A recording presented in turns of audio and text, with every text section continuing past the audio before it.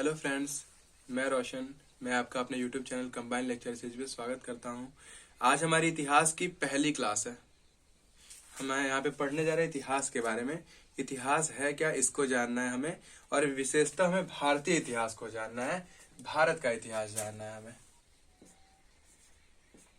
भारतीय इतिहास। आप लोगों में से कितने लोगों को इतिहास की परिभाषा पता है? होता क्या है कि जो सब्जेक्ट्स हम पढ़ते हैं कम से कम उनके बारे में उसकी डिफिनीशन तो हमें पता नहीं, हम पढ़ क्या रहे हैं। ठीक है, तो इतिहास है क्या, इस बात को समझते हैं कि इतिहास क्या है। ठीक है, इतिहास दो वर्ड से मिलकर के बना है, इति प्लस हास। इतिहास। इति का मतलब होता है अतीत। अतीत मतलब आप लोग समझते हैं हमारा पास्ट। अतीत मतलब पास्ट। और ये जो हास वर्ड है इसका मतलब होता है घटित होना। घटित होना, इंग्लिश में हैपेंड। ठीक है, इतिहास का मतलब हुआ दो वर्ड से मिलकर के बना इतिहास। इतिहास, इति का अर्थ हुआ अतीत और हास का अर्थ हुआ घटित होना। यानी कि जो हमारे अतीत में घटित हुआ, जो हमारे पास्ट में हुआ, उसी के बारे में जानना हमारा इतिहास है। ये तो एक कॉन्सेप्चुअल बात हो गई। अब डिफिनीशन कोई पूछे तो हम क्या बताएंगे कि इतिहास है क्या। तो इतिहास की परिभाषा जान लीजिए एक बार। इतिहास होता क्या है? हमारे इतिहास में यानी हमारे अतीत में, बीते हुए समय में हमारी अपनी सभ्यता के बारे में जानना, अपनी संस्कृति के बारे में जानना, अपने पूर्वजों के बारे में जानना कि समय के साथ साथ हम लोग की संस्कृति क्या थी, सभ्यता क्या थी, उन्होंने कौन से कर्म किए, क्या किया, क्या पकाया, क्या खाया। यानी अपने अतीत को समय के साथ जानना। कौन सा समय था जब मनुष्य चार पैरों पे चलता था? कौन सा समय था जब उसने घर बनाना शुरू किया? कौन सा समय था जब उसने कृषि करना शुरू किया? इन चीजों के बारे में ही जानना अतीत इतिहास कहलाता है हमारा। इतनी चीजों के बारे में अध्ययन करना हमारा इतिहास कहलाता है। तो जो हमारी डिफिनीशन बन के तैयार होती है वही कहा जाता है डिफिनीशन इतिहास की।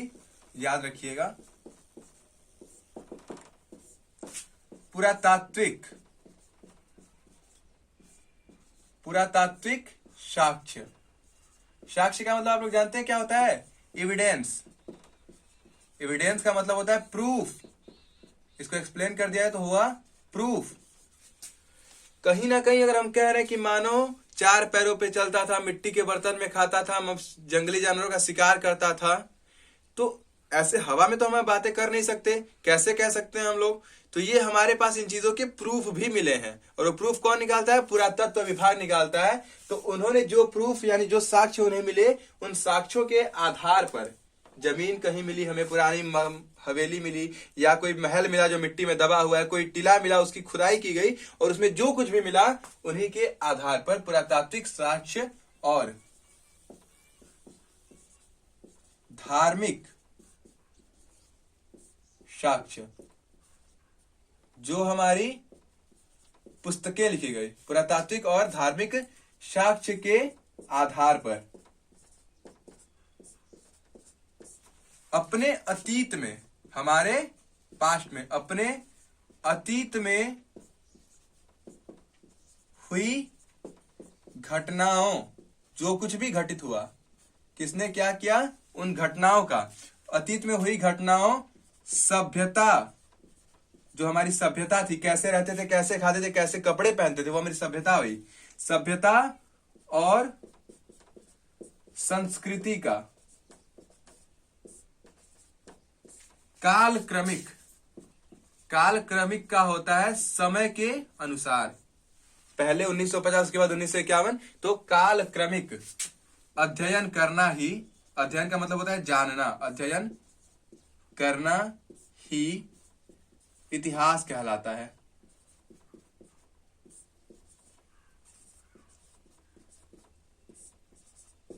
डेफिनेशन समझ में आ रही है? पुरातात्विक साक्ष्य मतलब जो हमें एविडेंस मिले जमीन की खुदाई से, या कुछ सिक्के मिले, या फिर हमें हड्डियां मिली, या फिर हमें मिट्टी के बर्तन मिले, जो कुछ भी मिला। और धार्मिक साक्ष्य यानी जो हमें किताबें पुस्तकें में लिखा गया है, उनके आधार पर हमारे अतीत यानी पास्ट में हुई घटनाओं के बारे में, सभ्यता के बारे में, संस्कृति के बारे में समय के साथ हुए परिवर्तन का अध्ययन करना ही इतिहास कहलाता है। कालक्रमिक परिवर्तन का, यहां पे हम लिख देते हैं कालक्रमिक परिवर्तन। परिवर्तन वर्ड छूट गया। कालक्रमिक परिवर्तन का अध्ययन, ठीक है। जो कुछ भी समय के साथ हमारे अतीत में बदलाव हुए उनके बारे में जानना ही हमारा इतिहास कहलाता है। क्लियर है? कोई पूछेगा तो आप बता पाएंगे? चलिए ठीक है। तो ये बात तो क्लियर है कि पुरातात्विक साक्ष्य हमें मिले हैं, कुछ प्रूफ मिला है, कुछ एविडेंस मिला, तो हमने कह दिया कि ये हमारा इतिहास रहा है। तो वो प्रूफ क्या थे इसके बारे में जाना जाए। पुरातात्विक साक्ष्य के बारे में थोड़ा सा देख लिया जाए। पुरातात्विक साक्ष्य, यहां हमें क्या क्या चीजें मिली हैं? हमें मिले हैं सिक्के। सिक्के सोने के भी हुआ करते थे, चांदी के भी हुआ करते थे, कांसे के भी हुआ करते थे। तो किसी भी वस्तु, आप लोगों को पता है कार्बन 14 डेटिंग विधि क्या होती है? कार्बन डेटिंग विधि में होता है कि किसी भी वस्तु की मात्रा में किसी वस्तु में स्थित कार्बन की मात्रा में आई कमी के आधार पर उसके समय के बारे में पता किया जा सकता है। जैसे कोई पेड़ है और साइंटिस्टों को दे दो, बता देंगे 50 साल पुराना पेड़ है। कोई हड्डी है, उन्हें दे दिया, वो बता देंगे 2000 साल पुरानी हड्डी है, वो बता देंगे ऐसे। तो सिक्के मिले, सिक्कों के आधार पर वर्णन किया गया। कुछ स्मारक मिले, स्मारक का मतलब होता है भवन, मूर्तियां। हमें कुछ अभिलेख मिले। अभिलेख क्या होते हैं? पत्थर पे या फिर किसी ठोस तल पे अपने बारे में कुछ लिखवा देना। जैसे पहले के राजा महाराजा हुआ करते थे तो वो अपने गुणगान को लिखवा दिया करते थे कि हमारे आने वाली पीढ़ी पढ़ती रहेगी। तो आज भी वो पत्थर सही सलामत है जिनको हमने अभिलेख कहा। लोहे के स्तंभ पे या फिर पत्थर पे या फिर कोई भी ठोस सतह पे कुछ अपने बारे में लिखवा देना ही अभिलेख कहलाता है। मूर्तियां हो गई, हमें कुछ देवताओं की मूर्तियां मिली तो हमें पता चला कि हमारे पूर्वज इस देवता की पूजा किया करते थे। कैसे पता कि हमारे पूर्वज राम की पूजा करते थे, इनकी पूजा करते थे, उनकी पूजा करते थे? हमें कुछ धार्मिक ग्रंथ मिले, कुछ मूर्तियां मिली हैं, तब हम इस बात को कह सकते हैं कि नहीं, हाँ वहां पे हमारे पूर्वज इनकी पूजा करते थे। तो हमें सिक्के मिले, स्मारक मिले, अभिलेख मिले, मूर्तियां मिली, और क्या मिले? कुछ बर्तन भी मिले, मिट्टी के, तांबे के, कांसे के, तमाम तरह के बर्तन भी मिले। तो ये कुछ पुरातात्विक साक्ष्य हुए और हमारे कुछ धार्मिक साक्ष्य हुए। इनके बारे में डीप में डिस्कस किया जाएगा बहुत अच्छे से। सिक्के कितने प्रकार के मिले थे, हमें सिक्के के अध्ययन को क्या कहा गया, स्मारक क्या होते हैं, अभिलेख, कौन सा अभिलेख किस राजा ने बनवाया, कहाँ पे मिलेगा, ये सारी चीजें आपको एक एक टॉपिक वाइज मिलती रहेंगी। बट स्टिल हम एक ओवरव्यू ले रहे कि हमारे इतिहास में हमें पढ़ना क्या है।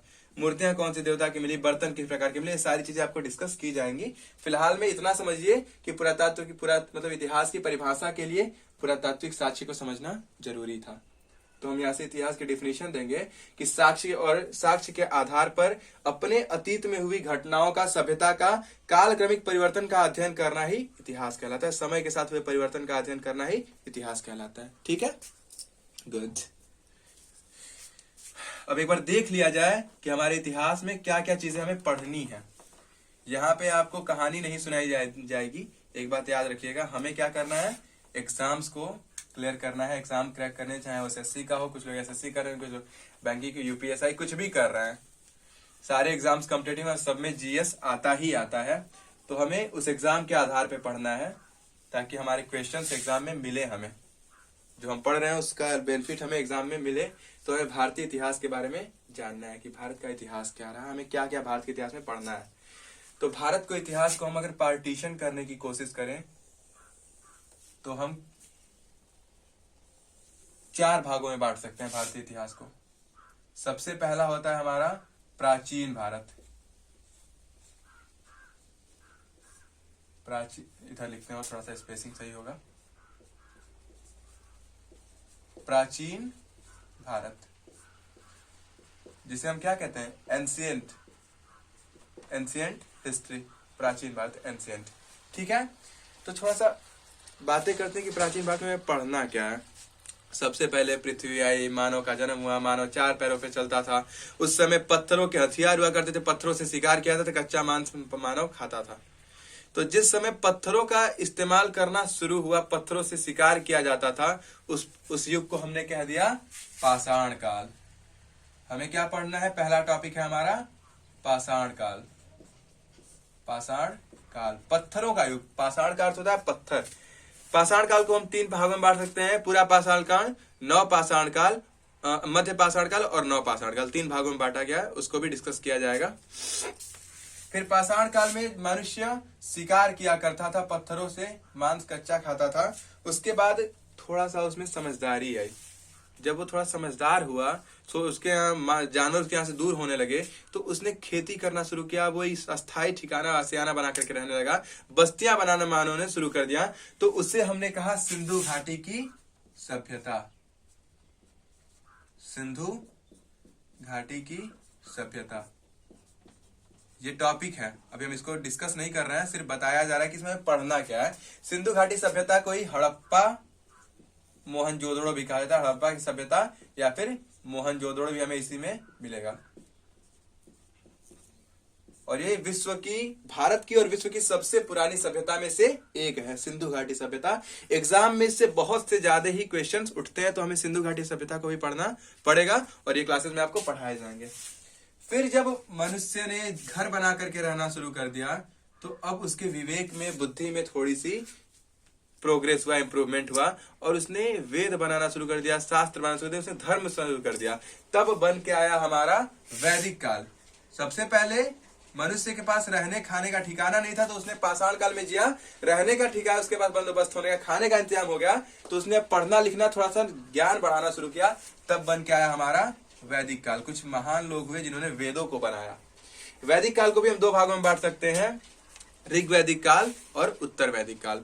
ऋग वैदिक काल बहुत ही अच्छा था, जिसमें बहुत धर्म हुआ करते थे। उत्तर वैदिक काल में धर्मों में कमियां आ गई। जैसे कि ऋग वैदिक काल में वर्ण व्यवस्था बनाई गई थी, लेकिन कर्म के आधार पर, यानी कि जो अध्ययन अध्यापन का कर्म करेगा वो ब्राह्मण कहलाया, और जो दूसरों की रक्षा करेगा वो क्षत्रिय कहलाया, चाहे वो किसी के भी घर परिवार में जन्म क्यों ना ले। लेकिन जब उत्तर वैदिक काल आई तो ये व्यवस्था पारिवारिक हो गई, यानी ब्राह्मण का लड़का ब्राह्मण, राजा का बेटा राजा, इस तरीके से चलने लगी, जो कि गलत था।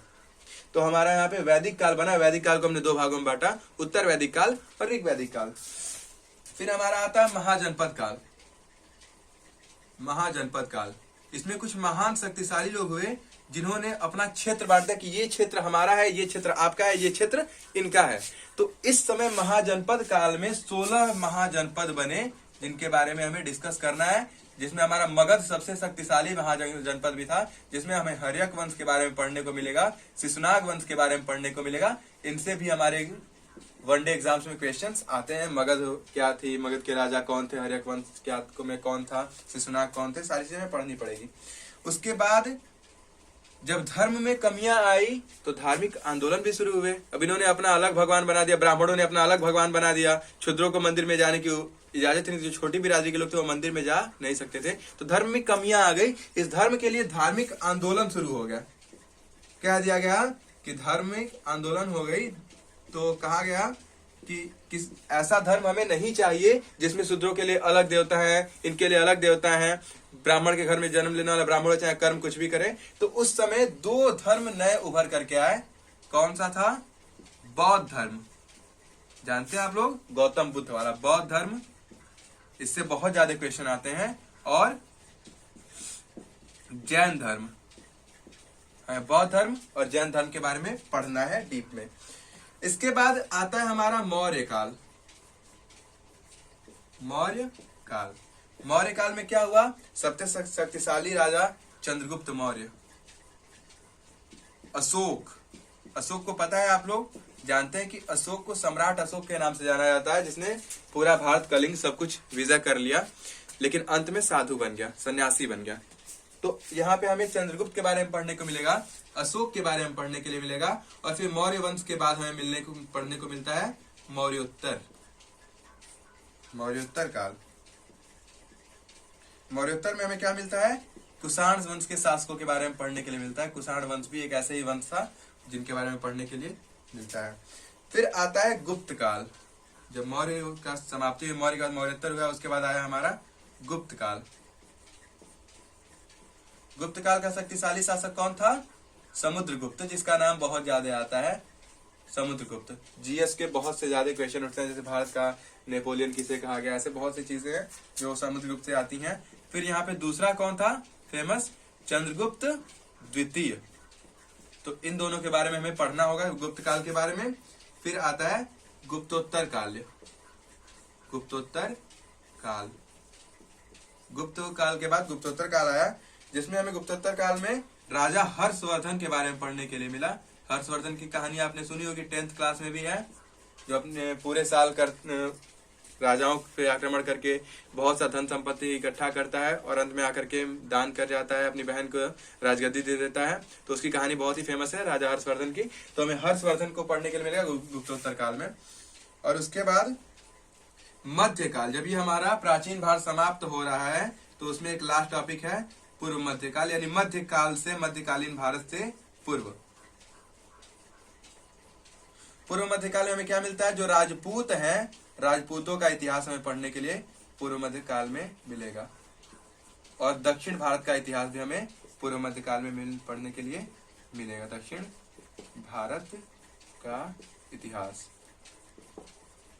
तो ये वो टॉपिक्स हैं जिन्हें हमें प्राचीन भारत में पढ़ना है। प्राचीन भारत से जिन टॉपिक से क्वेश्चन सबसे ज्यादा आते हैं वनडे एग्जाम्स में, उन्हें हमें इन टॉपिक्स को पढ़ना है। और ऐसे ही चलेगा भी, आपकी जो क्लासेज इतिहास की होंगी वो टॉपिक वाइज होंगी। अगर पाषाण काल चला तो 2 दिन 3 दिन में पाषाण काल को डीपली डिस्कस किया जाएगा। इसमें कौन कौन से वनडे के लिए एग्जाम्स में क्वेश्चन आते हैं, सिंधु घाटी सभ्यता की खास बात क्या थी, वहां पे सबसे पहले क्या मिला, किसने खोज की, किसने उसको पढ़ा, सारी चीजें डिस्कस की जाएंगी। और इस हिसाब से हम वनडे एग्जाम्स की प्रिपरेशन करेंगे, ठीक है। तो ये था हमारा प्राचीन भारत। थोड़ा सा स्पेस की वजह से हमें इरेज करना पड़ेगा ये पार्ट, तो हम इसे इरेज करते हैं। आप लोग स्क्रीनशॉट लेना चाहते तो ले लीजिए। फिर आपको समझाते हैं कि मध्यकालीन भारत में क्या चीजें थी।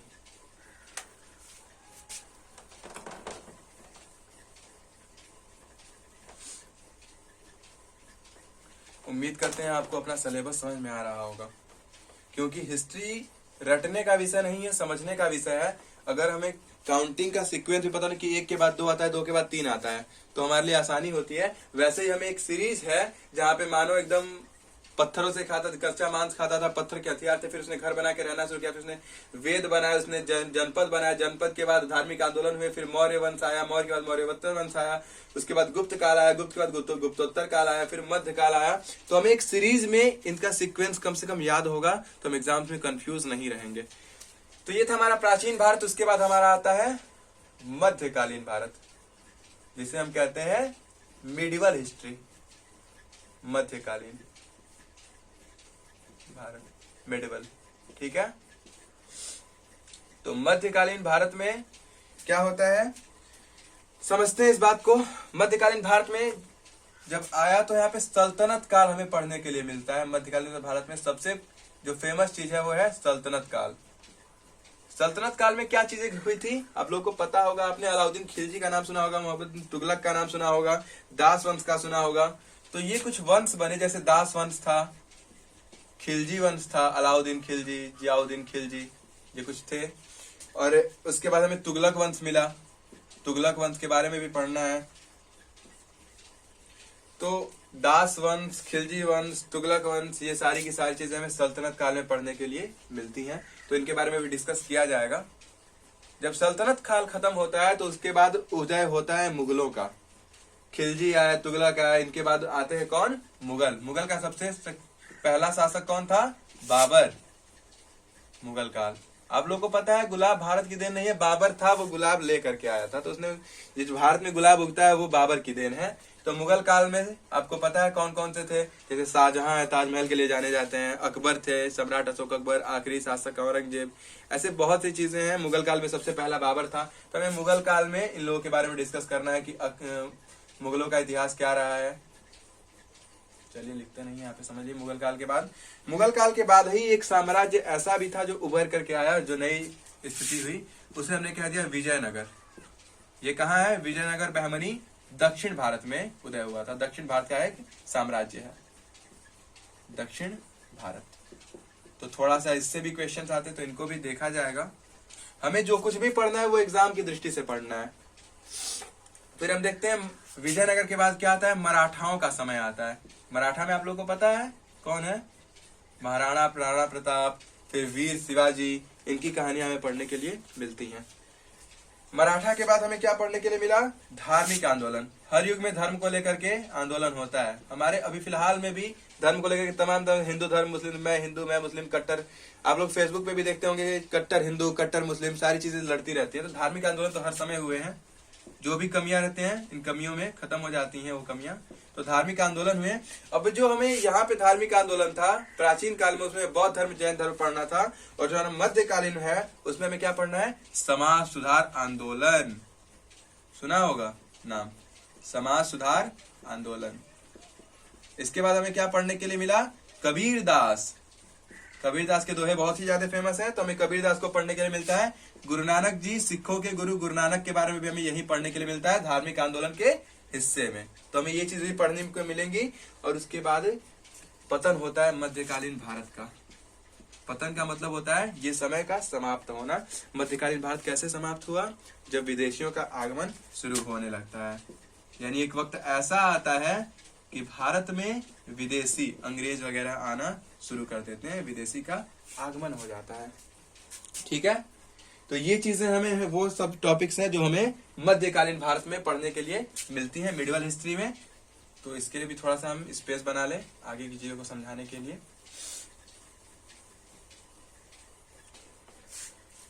मध्यकालीन भारत के बाद हमारा आता है आधुनिक भारत,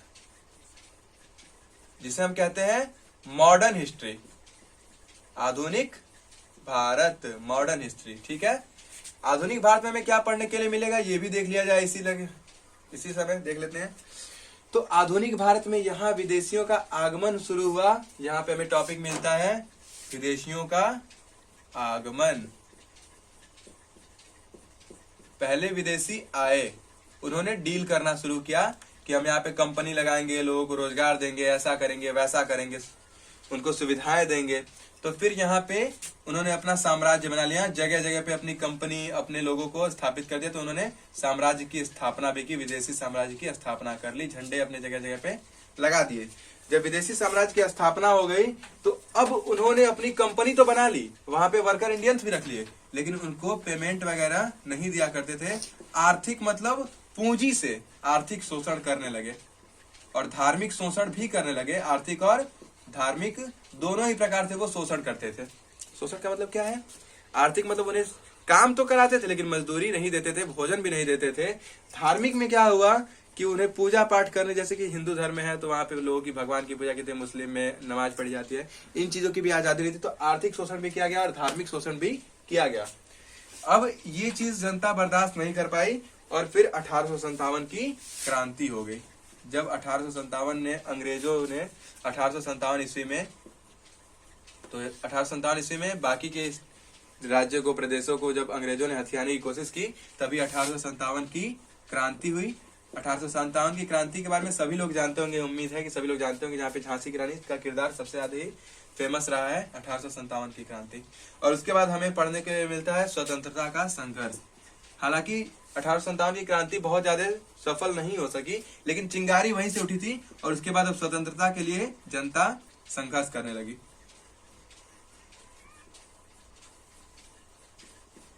स्वतंत्रता के लिए संघर्ष करने लगी और स्वतंत्रता संघर्ष शुरू हो गया और आखिरकार जनता ने आजादी भी पा ली।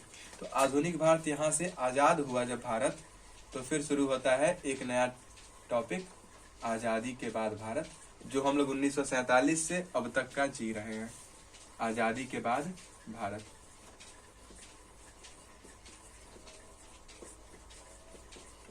ये हमारा चौथा टॉपिक होता है। 1947 में जब देश आजाद हुआ, 1947 में जब देश आजाद हुआ तब जनता की संख्या थी वो 37 करोड़ थी। 37 करोड़ जनता थी 1947 में। और देश की जो आर्थिक स्थिति थी वो इस प्रकार से थी कि जो अंग्रेज थे वो सभी के सभी संसाधन लेकर के चले गए, भारत से तो चले गए, लेकिन जितना उन्हें चूस सकते थे इंडिया भारतवासियों को, उन्होंने उतना चूस लिया, उतना आर्थिक शोषण कर लिया और सारी सुविधाएं लेकर के चले गए। इससे पहले भारत को सोने की चिड़िया कहा जाता था, भारत को सोने की चिड़िया कहा जाता था, लेकिन जब विदेशी आए तो भारत को बहुत ही स्थिति जर्जर हो चुकी थी। और इसलिए जब भारत और पाकिस्तान का विभाजन हुआ तो 1947 में जनता हमारी आजादी के बाद 37 करोड़ रह गई। 37 करोड़ के बाद 1950 में हमारे योजना आयोग लाया गया। योजना आयोग क्या था भाई, हमारे देश की स्थिति बहुत खराब थी, तो देश की स्थिति को सुधारने के लिए कुछ तो योजनाएं बनानी पड़ेंगी, कुछ नए उद्योग करने पड़ेंगे जिससे हमारे देश की स्थिति पुनः अच्छी हो सके। तो यहाँ पे योजना आयोग का संगठन हुआ 1950 में, हमें ये भी पढ़ने के लिए मिलता है। फिर गुट निरपेक्ष आंदोलन भी एक टॉपिक है जो हमें पढ़ने के लिए मिलता है। फिर 1991 में नई आर्थिक नीति थी, नई आर्थिक नीति जो हमारी अर्थव्यवस्था चलाने के लिए नई आर्थिक नीति का भी संगठन किया गया। तो इस प्रकार से हमारा आजादी के बाद भी भारत था। तो ये चीजें थी एक ओवरव्यू, जितना हमने अभी आपको बताया ये वो कुछ टॉपिक्स थे जिन्हें हमें बहुत अच्छे से कवर करना है ताकि हमारे एग्जाम्स में एक भी क्वेश्चन छूटने ना पाए। तो इतिहास में हमें ये चीजें पढ़ने के लिए मिलती हैं। सिलेबस देख लीजिए ताकि आपको पढ़ने में आसानी रहे, और कल से आपकी रेगुलर इतिहास की क्लास भी आती रहेगी। या और अगर कोई चीज ना समझ में आए तो आप पूछ सकते हैं, और क्लासेस को अच्छे से अटेंड करिए। अगर वीडियो पसंद आता है तो वीडियो को लाइक भी करिए, चैनल को सब्सक्राइब करिए ताकि आपको कंटेंट हमेशा मिलते रहे। और आज की क्लास यहीं पे खत्म होती है। धन्यवाद, थैंक यू।